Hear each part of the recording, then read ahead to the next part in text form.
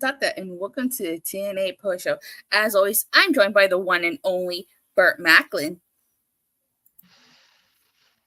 No, I'm glad you didn't give me the normal introduction. I'm pretty sad about what we're about to talk about. So I'm just gonna let you get to it. So as we all know, the Rascals had reunited. And this past Tuesday on NXT, it was MSK versus Axiom and Nathan Frazier for those NXT tag titles. Now, there was an opportunity for them to do something that's never been done before, and that was to have an interpromotional champion. But did that happen? No, it did not, because Dez, not only did they lose a match, but Dez, or as many people know him now as Wesley, turned on Trey Miguel and Zachary Wentz. My heart broke. I think everyone's did. I was so sad. And like, you saw the faces of Wentz and Miguel. They looked heartbroken.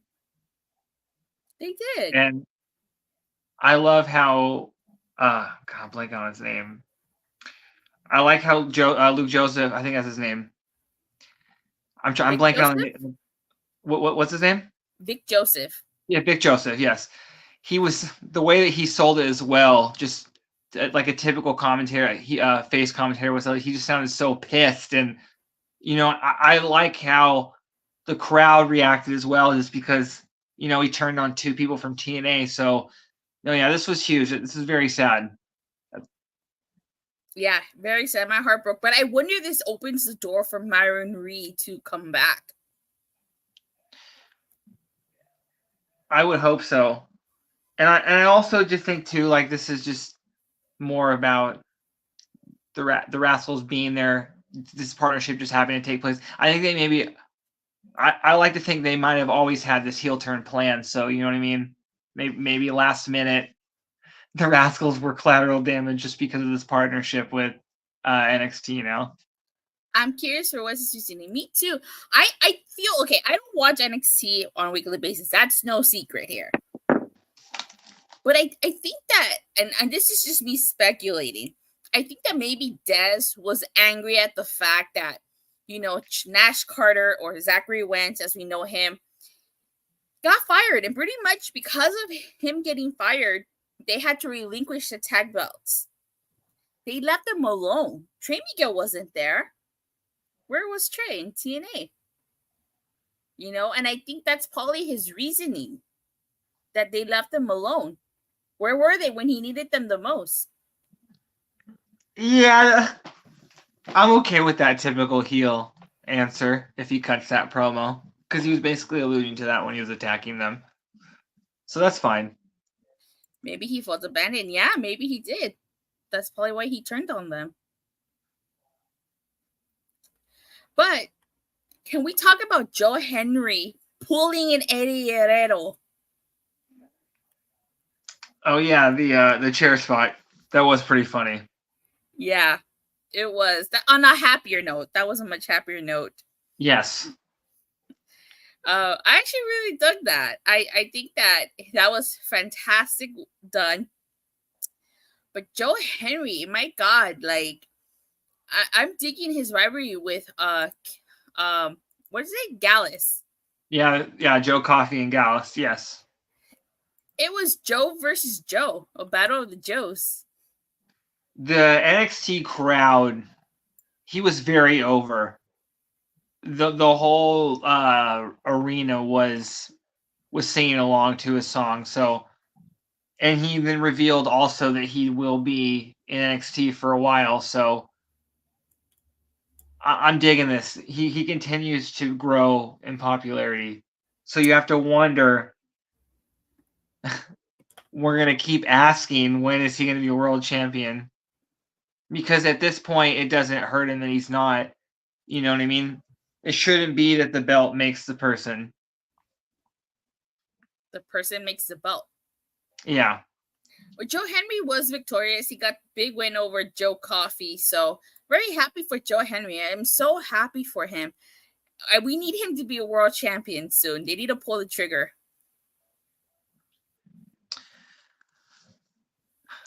I would hope so. It's coming soon, but yes. All right, and you get it, huh? I was going to say, actually, I actually have my doubts now, but we'll get into that when we talk about the announcement that was made tonight. Okay. You have any other comments on in regards to NXT, the Rascals breaking up, or Joe Hendry before we move on to Explosion? But I would just continue encourage people to watch, just because this is just another place where TNA storylines could happen.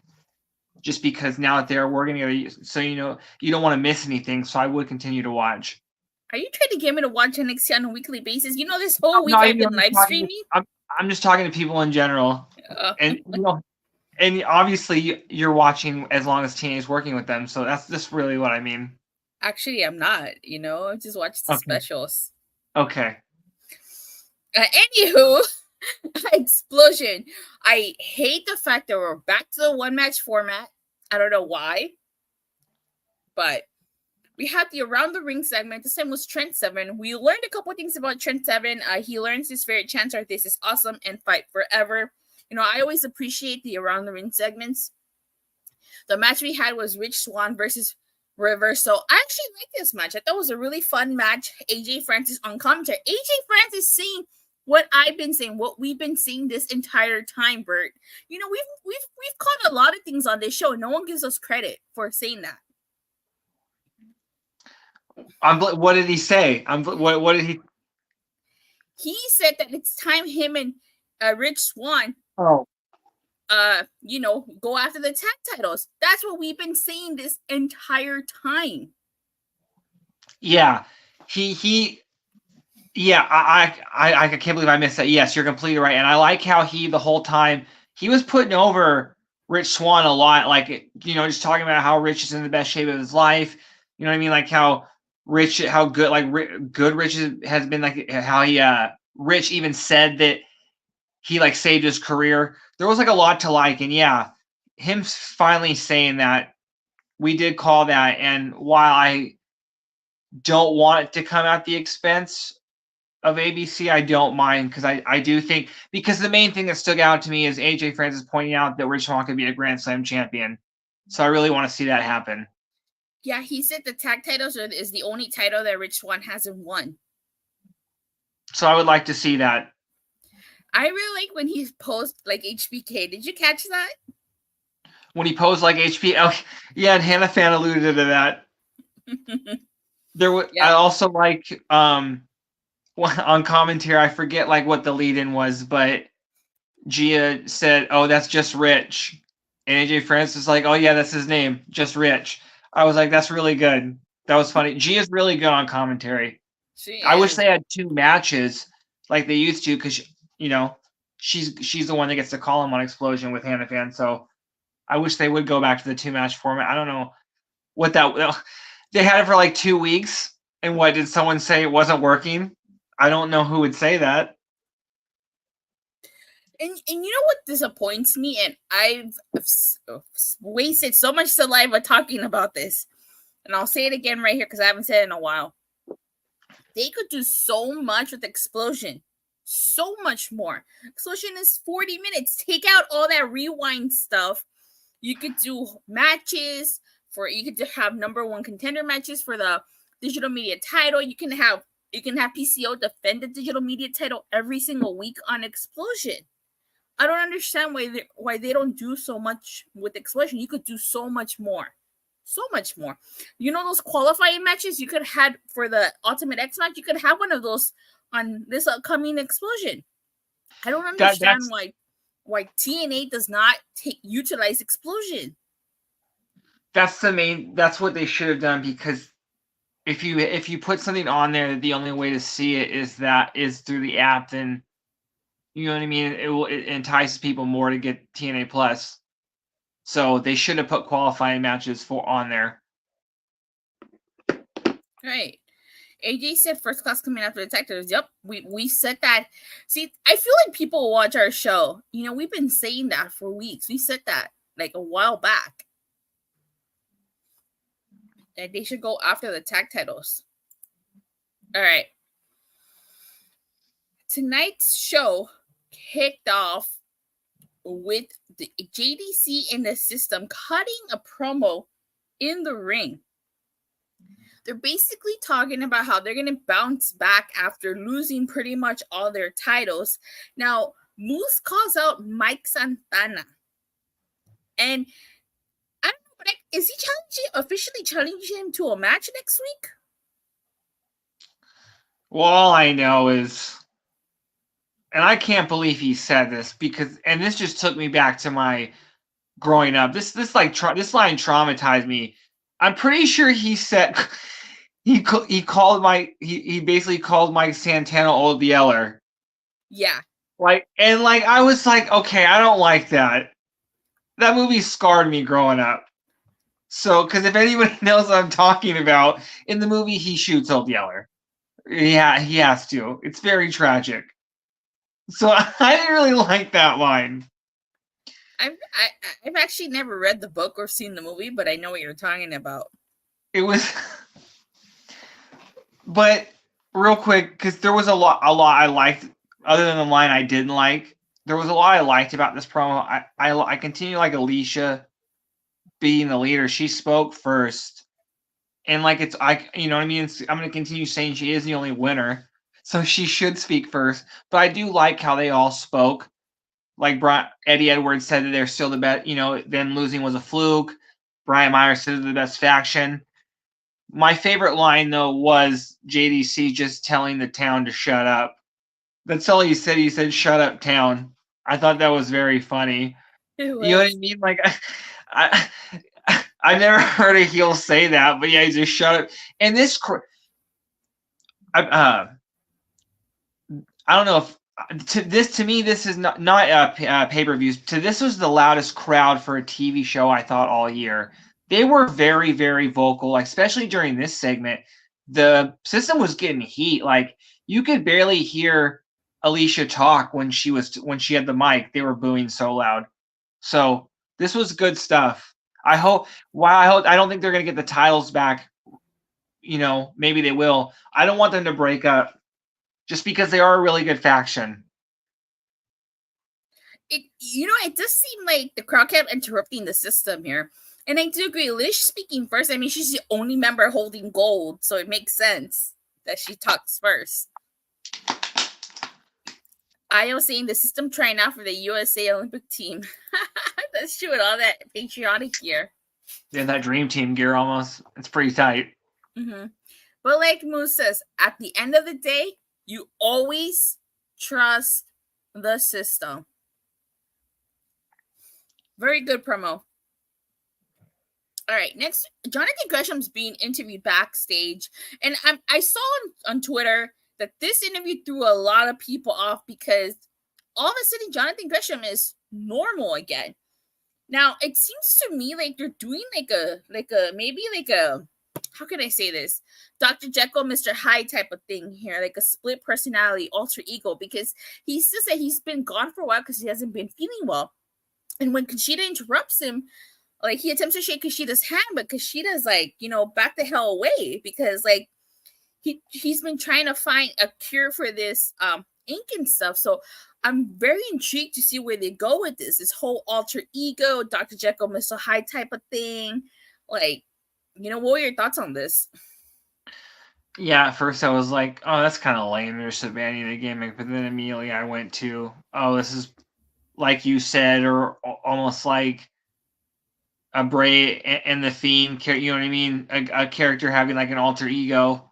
So like, why I'm kind of like, with that too, just because I feel like that kind of thing has been done a lot. I just hope that I'd rather the gimmick not be abandoned completely. So I hope that's not the case. But him saying, I'm sorry, I'm just saying him saying he's been sick, like you pointed out, makes me think, okay, they're still doing something with it. I don't think the gimmick has been abandoned entirely. Like I said, he did allude to him being sick and being gone for a while. So seems like we might see let me see. Io says, I think it helps so that we get two sides of Gresham. Yeah, I could see that happening. So I'm intrigued by this.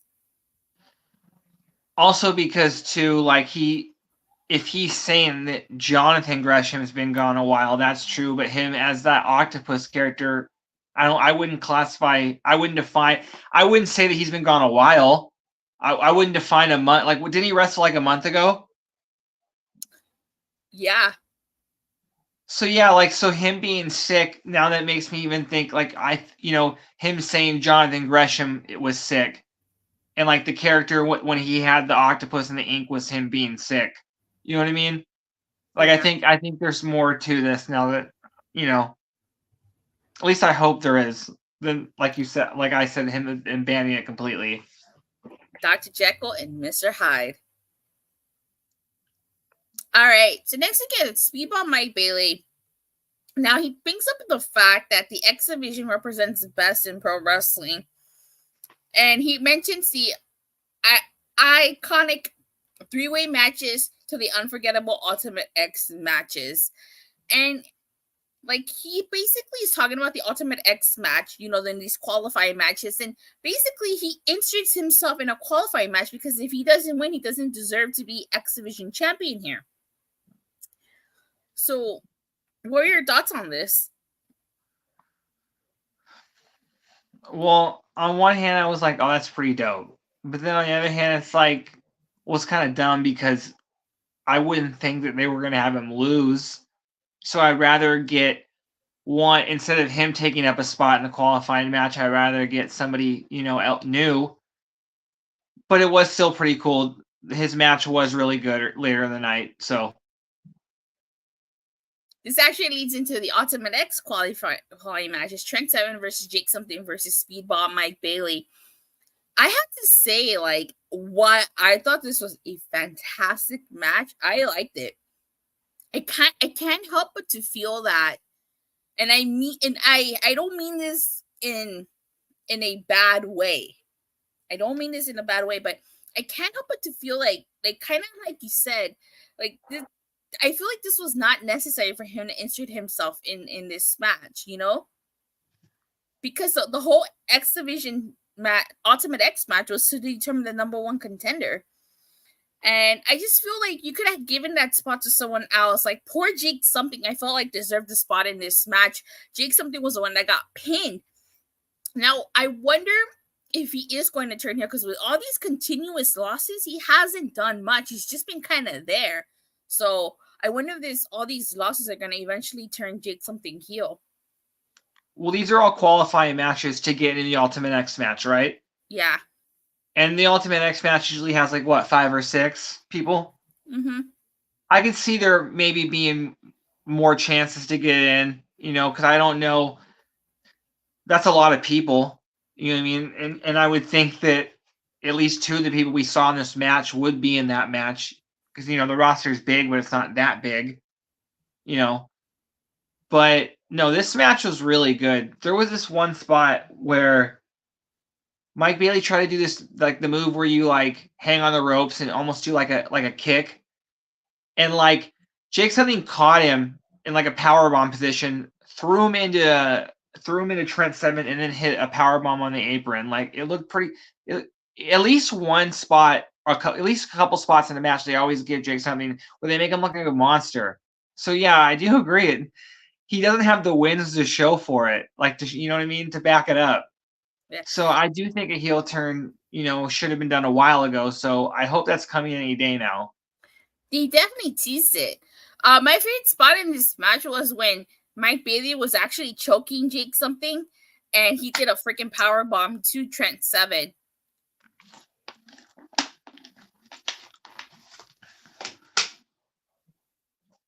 That was my favorite spot. No, this match. Go ahead. Oh, just Mike Bailey got the win, and I don't think Mike Bailey gets talked about enough when people are like, having a discussion on, the best wrestlers in the world. I think Mike Bailey, should be mentioned more. Everything he does looks so smooth. Like the ultimate weapon, he just hits it every time, and like it doesn't look like shit. It looks good. It looks crisp. His kicks, I don't know. I don't know. Mike Bailey deserves more recognition. I guess his bossy move was Speedball wanting to qualify despite being champ. That's true. I do agree. Speedball's name is not mentioned enough when it comes to great wrestlers. He's fantastic. He's amazing. You know, but I've been a fan of Mike Bailey since he debuted, since he came into TNA. Also, TNA just everyone probably has seen it.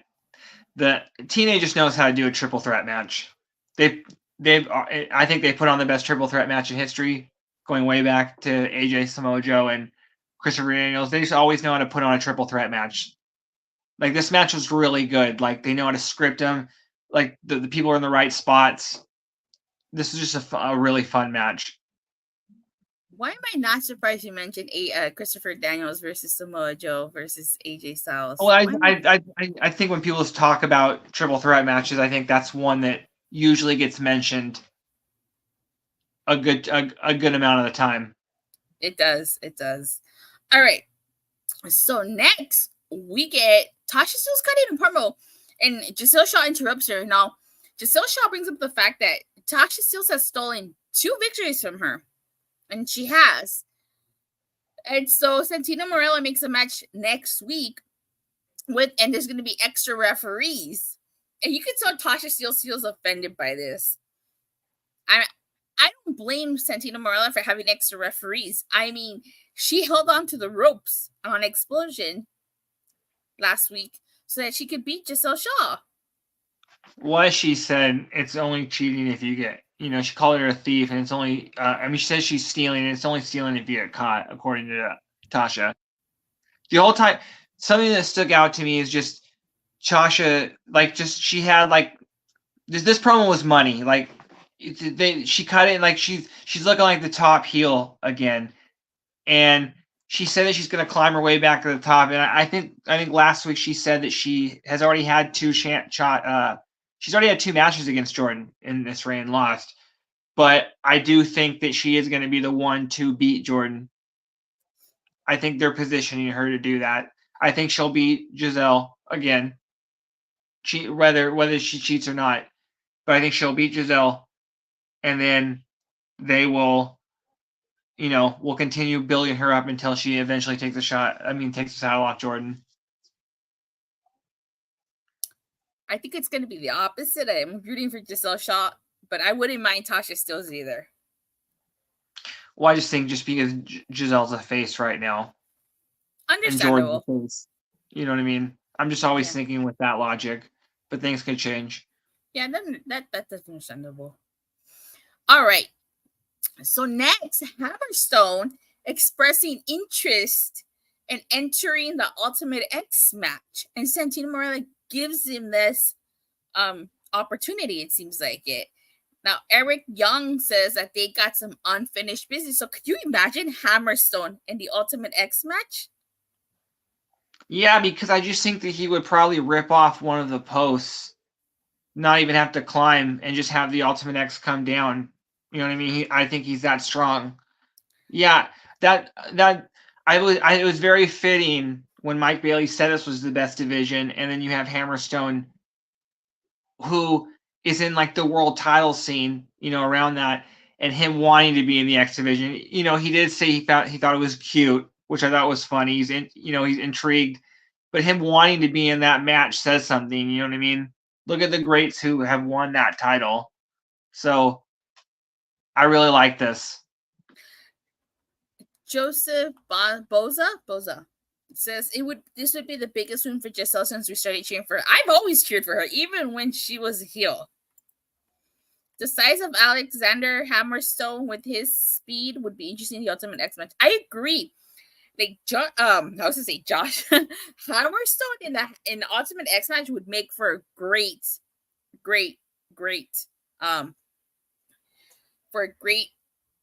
spot in the Ultimate X match. I mean, I could definitely see him do it where say the wrestlers are climbing, he just pulls them off the rope or something. I could see him doing that. Also, too, because you have to touch the floor with the title, right? Yeah. I could just see him catching somebody on, you know what I mean, and him grabbing the belt from them. You know what I mean? Like that would get some heat. I wouldn't mind that. Yeah, same. I hope he qualifies and he's in the Ultimate X match. I would love to see what Hammerstone can do in Ultimate X. Next we get Kushida versus Jonathan Gresham. This was a great match. I really dug this. Kushida getting the win with the hoverboard lock, but I don't think the rivalry ends here. Obviously, with this whole alter ego thing going on, I do think we haven't seen the last of the octopus. I do think that Jonathan Gresham's alter ego will make an appearance. Yeah, I kept thinking that again, especially with Kushida winning, just because I could see something where they do a segment where he realizes that he has to be the octopus to win. You know what I mean? Like he has an alter ego. I think that's where they're going. Same. I think so too. All right, so we get an ABC promo, and they're basically talking about how they were the last Impact tag team champions, and they were the first TNA tag team champions. Now, Mike Bailey offers them an interesting proposition. He wants them to be in the qualifying matches for Ultimate X because they are both former X Division champions. And I really like the fact that Ace Austin brings up the fact that they've had issues before because of this. What do you think? What do you think of this? Are we going to see them become double champions, or are we going to see the implosion of ABC? Well, I don't think they'll be in the same qualifying matchup, but I also could definitely see them being both in that match. I like the idea of kind of getting champs and former champs to be in the match, but I don't think it's leading to a breakup yet. But you could argue that it's run its course. But at the same time, I don't think that there's a ton of tag teams to where we should lose one right now. But I don't know, we'll just have to wait and see.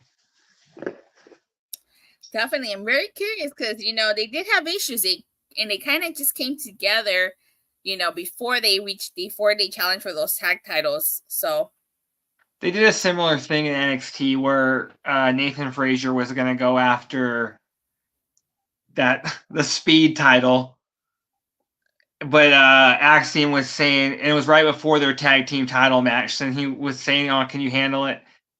And then now Axiom's going to do the same thing. So it was very interesting. So, but this is almost like the same thing. I don't think they're going to do another tease breakup angle again. I could see them both being in the match more likely. Hopefully not. But speaking of Axiom and Frazier, give me ABC versus Nathan Frazier and Axiom. Yeah, hopefully, ABC goes over there next or vice versa. So, all right. So we get a Steph DeLander segment. She's in a jacuzzi. I kid you not. I don't know about you, but she was like, she's going to organize a day for her and her monster. PCO's voicemail. That was comical. Oh my God. I really love PCO's voicemail. That shit was hilarious. She started out the show too with the segment. She kind of like introduced the show. Yeah, this was like the second one. So yeah, it kind of was telling a story throughout the night. Oh, okay. Joseph, thank you for agreeing with me. Even if it's a showcase match between those two teams, would kill it in the ring. Yeah. Okay. So Jordynne Grace got an open challenge, and it was actually Rosemary who answered her open challenge here, coming out with a butcher's knife and a jacket.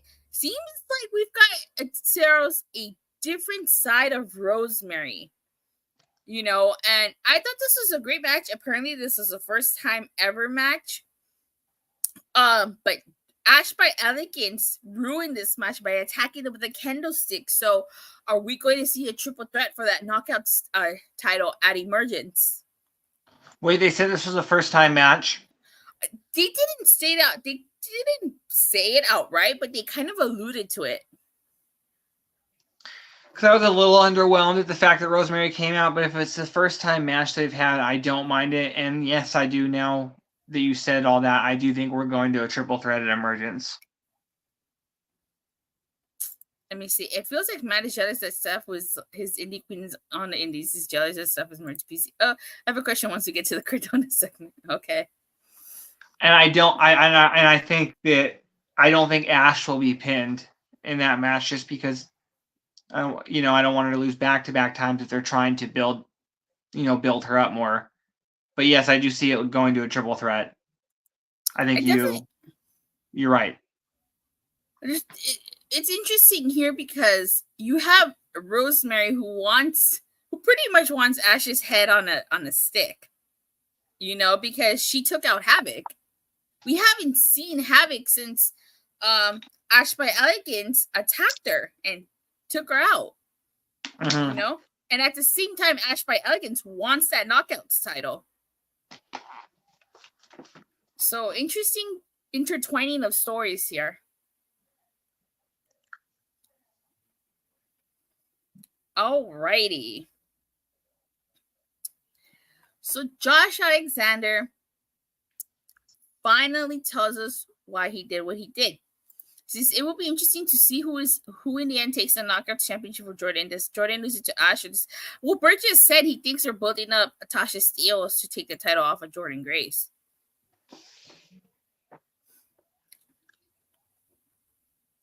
So, I actually really like this Josh Alexander's promo. He was talking about how TNA used to represent where the best wrestlers wrestled. He was talking about how the fans used to chant "Walking Weapon" whenever he would coming down to it. Now, I don't know if they were chanting "You suck" or "You fuck," but they were chanting something at Josh here. He seems to be angry at the fact that people chose Joe Hendry over him. And I've said this before. That's true.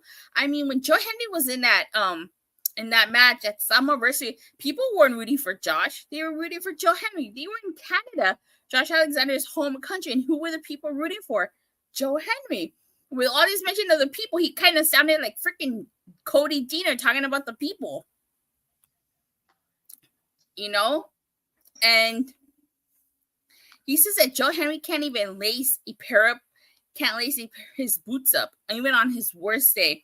But he basically called out Nick Nemeth, and next week we're getting Josh Alexander versus Nick Nemeth for that TNA World Title. What are your thoughts on this?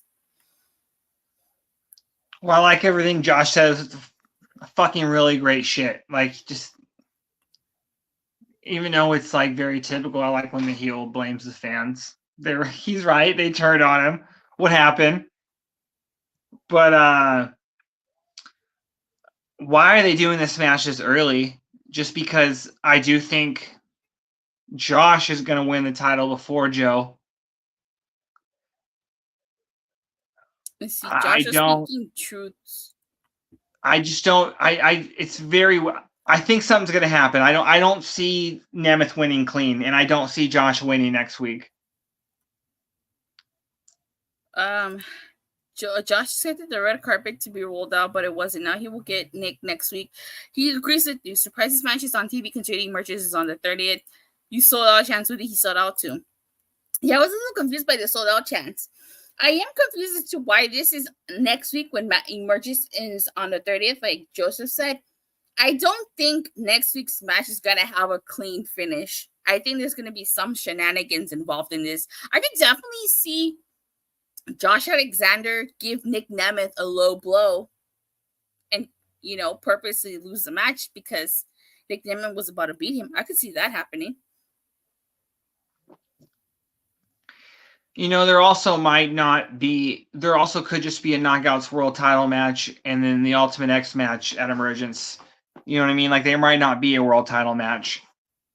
Just because I don't see, because now with Josh, I didn't think Josh was going to win it just yet, but I didn't think they were going to go to this match just yet either. So, yeah, I'm very interested. I could see Kazarian maybe running in.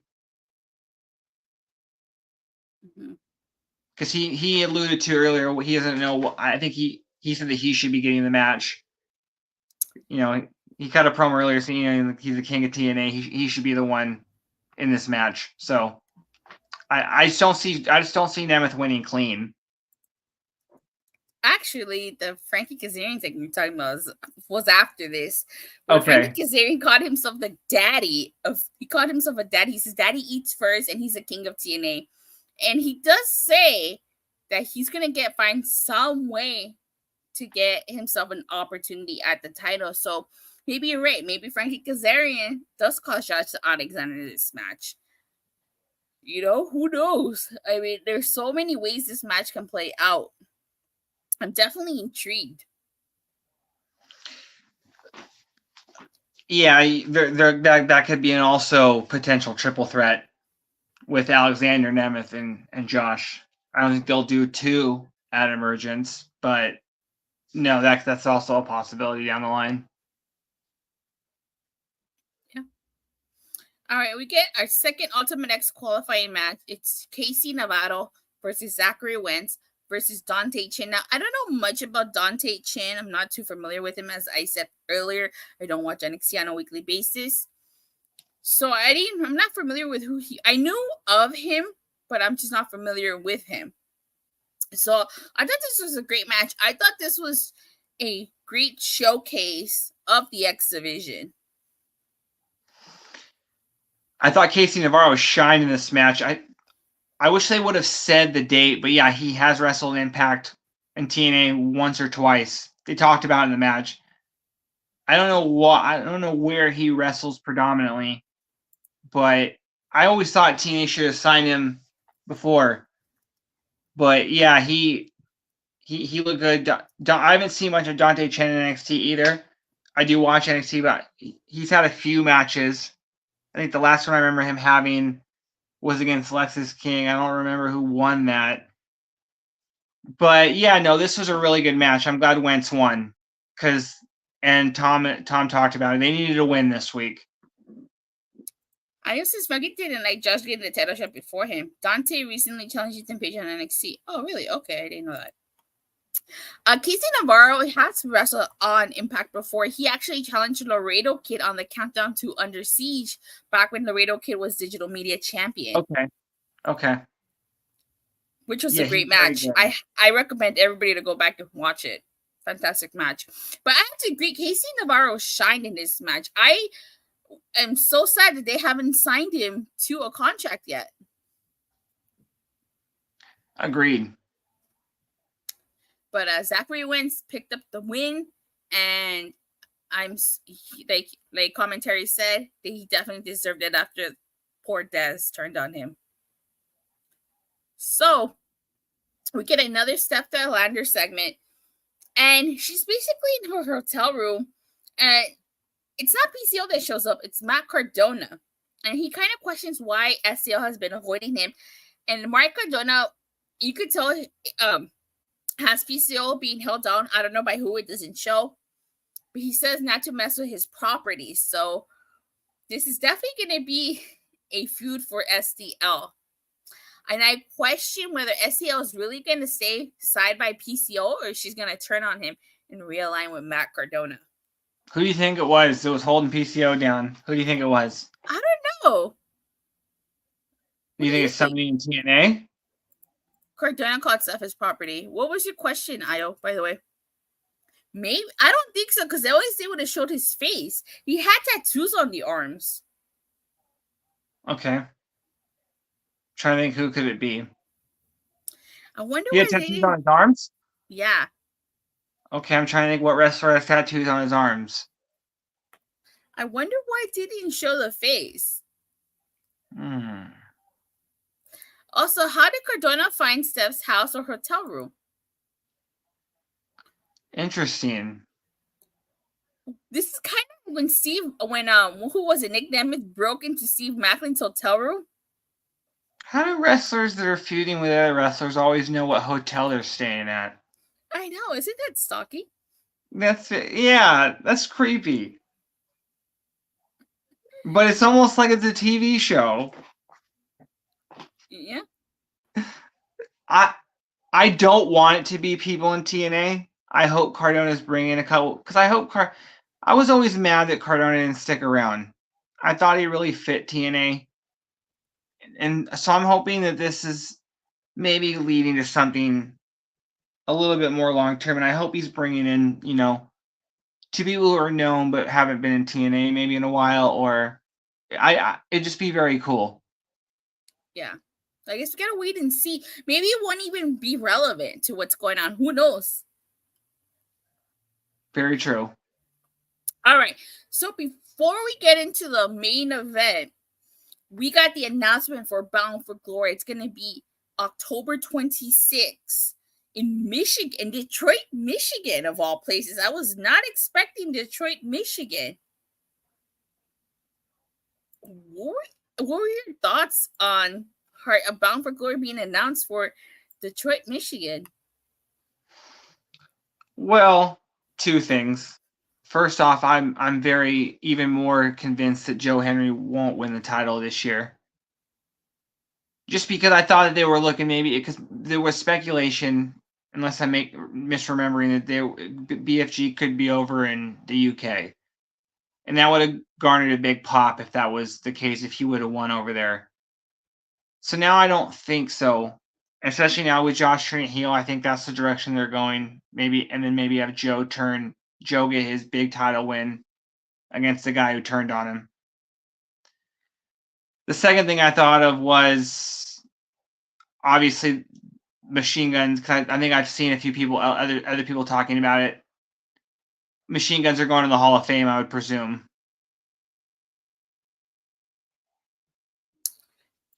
I guess it's TNA back into Motor City. I think so. That would make the most sense as to why they went to the Motor City. Because maybe, like you said, the Motor City Machine Guns are going to be inducted into the TNA Hall of Fame. Yeah. So, yeah. But we won't find out till when? Till like September, right? When they announce who's in the Hall of Fame? Yeah. I think so. All right. So we get a Joe Hendry promo. It's not your typical Joe Hendry promo because he doesn't end with what they believe in is 252 pounds of pure motivation, the answer to all our life's problems. They believe in Joe Hendry. He doesn't end with that. So he was talking about Mark Coffey and Wolfgang and stuff like that. And he immediately just went after Wolfgang here. He didn't even finish his promo. And this leads into Joe Hendry versus Wolfgang. I thought this was a great match. Joe Hendry getting the massive win with the standing ovation. And the fact that he's in the main event, it would be a huge mistake not to put the TNA World title on him. Well, it'll happen, but it'll be a little bit. No, this match was good. Like, at one point, Henry had a fall-away slam, which growing up, that was always my favorite move. Razor Ramon did it, and like not a lot of wrestlers do it anymore. I thought that was really dope. And then Wolfgang hit a Vader bomb, which was the second Vader bomb of the night because Jordynne hit one earlier in the night, and that was dope too. That move always looks sick. And then yeah, like Henry getting a win. Right as of right now, he's at the level where the fans are not going to boo him if he doesn't win the world title. He's so over. Because this is the most over he's been. Like he continued, you know what I mean? It's not like he came in this over, you know what I mean? Like people cheered him, they loved the song. He made all those like diss tracks, but like he's on a different like level now. You know, whether it was the song he released, he became super popular. I'm going to be honest here, and let me see. He's so over, even he visits NXT. I wouldn't be surprised, honestly, if they just about his contract. Do you think somebody or something happens at Bound for Glory at Wayne State University? Maybe. I think so. I was saying Henry 2-0 with Gallus. Yeah. I'm going to be totally honest. When Joe Hendry was getting ready to re-debut for TNA, because I know he's been in TNA in the past, I did not understand his whole skits, all those little skits that they were playing. I didn't get them at all. I was like, what the heck is this? But the minute he came in and he started wrestling, he started cutting all those promos, he won me over. Yeah, no, He's very good at this character, whatever, I don't know, whatever you would call it. He's very good at it. And yeah, it's a little, he was in teen, I think it was maybe 2018. And it was similar to this, but yeah, this has turned up to a whole another level. Yeah. But again, to Joseph's point, he's so over. Sorry, my internet went out. It's fine. Okay. TNA continued to delay putting the TNA World title on Jordynne Summer by the week. Again, I think they're almost maybe too gambling in a sense by not putting it on, just because they see how over he is. He's like, well, maybe we don't need to put the title on him, because again, he doesn't need it at this point. And like, I like what they could have potentially with him, with Josh, because, you know, Josh singling him out, he was the one that he turned on. So, and then he talked about they cheered Joe Hendry instead of him. So Joe Hendry winning the world title off the guy who's talking about that he carried the company would be the biggest person for Joe Hendry to take the title off of, bigger than even Moose. Because yeah, Joe Hendry, I mean, Josh Alexander has been the cornerstone. He's been the flagship. So I'd rather have Joe Hendry take the title off him. So I'm okay with him not winning the title until he beats Josh. I couldn't have said that better myself, Burt. Thank you. If Joe gets an opportunity, it has to make sense exactly. And what better person, like you said, for him to take the title off than the person who took him out in the first place, Josh Alexander. And besides, when Josh Alexander was TNA champion, a lot of people were clamoring for him to turn heel. They wanted to heel Josh Alexander as champion, and we might get it soon. And it's funny how Josh called Nemeth a transitional champion, because while, yeah, that term could be, you know, it's, you know, you could that term could be disrespectful. I do think it's ironic, because I don't think Nemeth's going to hold the title long, but I wouldn't call him a transitional champion. I just don't think he's going to be, we're not going to see a year reign. I don't even think it will hit 6 months. You know, I could see maybe Nemeth holding the title to the end of the year. Yeah, I can see that. All right. So last but certainly not least, Santana getting into it with the system backstage. It definitely seems like that's Santana's next feud, Moose versus Santana. What were your thoughts on Santana getting into a brawl with the system? Well, what's funny, you know, Santana, the guy, you know, he said, yes, that's going to be his next feud. And then I keep thinking, you know, he's a guy who doesn't want to be a tag team. He wants to do it on his own. But I could see a situation where they could have, maybe bring Macklin back in to be his tag team partner maybe one more time, because he is outnumbered against the system. You know what I mean?